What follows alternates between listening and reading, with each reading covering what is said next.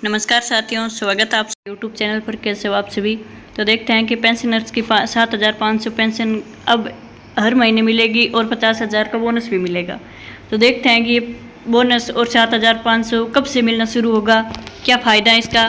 तो इससे पहले आप वीडियो में बने रहिए। इससे पहले आप वीडियो को लाइक, शेयर और सब्सक्राइब जरूर करें। अब EPS पेंशन बोनस 2025 देश भर के पेंशनर्स के लिए एक बड़ी खुशखबरी सामने आई है। सरकार की ओर से अब 7,500 तक न्यूनतम पेंशन की सुविधा के साथ साथ बोनस दिए जाने की तैयारी की जा रही है। यह प्रस्ताव उन पेंशनधारकों के लिए बेहद राहत देने वाला होगा जो लंबे समय से महंगाई के कारण परेशान हैं। अभी तक न्यूनतम पेंशन 1,000 से 3,000 के बीच थी, लेकिन अब इसे बढ़ाकर 7,500 करने की बात हो रही है। साथ ही त्योहारी सीजन में इस पेंशनर्स को बोनस के रूप में अलग से कुछ 1,000 रुपये और दिए जाएंगे। यह योजना करोड़ों रिटायर्ड कर्मचारियों के चेहरे पर मुस्कान लाने वाली साबित हो सकती है। आगे है कि सरकार ने यह फैसला इसलिए लिया है क्योंकि लंबे समय से पेंशनधारक संगठनों की ओर से मांग की जा रही थी कि न्यूनतम पेंशन बहुत कम है और इससे जीवन यापन कठिन होता जा रहा है।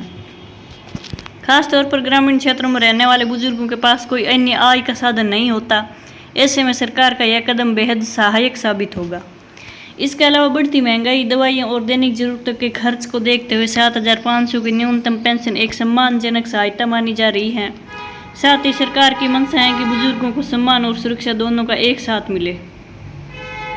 अब बोनस का भी लाभ देखते हैं कि सिर्फ पेंशन ही नहीं, अब पेंशन धारकों को बोनस का भी लाभ दिया जाएगा।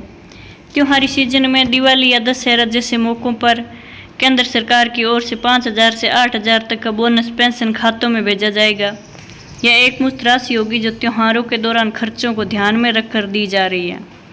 यह बोनस उन सभी रिटायर्ड कर्मचारियों को मिलेगा जिन्होंने सरकारी सेवा में कई सालों तक योगदान दिया है। इसका उद्देश्य है कि वे अपने त्योहार को बिना आर्थिक चिंता के खुशी खुशी मना सके और समाज में आत्मसम्मान के साथ जी। आगे देखते हैं कि किन्हें मिलेगा लाभ। यह लाभ मुख्य रूप से उन पेंशनर्स को मिलेगा जो केंद्र सरकार के अधीन किसी विभाग में काम कर चुके हैं या EPFO के तहत पेंशन पा रहे हैं। इसके अलावा कुछ राज्य सरकारें भी अपने पेंशनर्स के लिए इस मॉडल को अपनाने की दिशा में काम कर रही हैं। जिन पेंशनर्स की आय बहुत कम है और वे सामाजिक सुरक्षा योजनाओं के अंतर्गत आते हैं, उन्हें प्राथमिकता दी जाएगी। इसके लिए कुछ दस्तावेजों की जरूरत होगी, जैसे पेंशन प्रमाण पत्र, आधार कार्ड, बैंक खाता और उम्र का प्रमाण पत्र।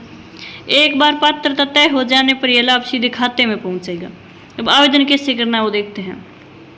अगर यह स्कीम आपके राज्य या केंद्र स्तर पर लागू होती है और आप इसके पात्र हैं तो आवेदन की प्रक्रिया बहुत ही सरल रखी गई है। पेंशनर्स को अपने नज़दीकी जनसेवा केंद्र, EPFO ऑफिस या राज्य के सामाजिक कल्याण कार्यालय में जाकर आवेदन करना होगा।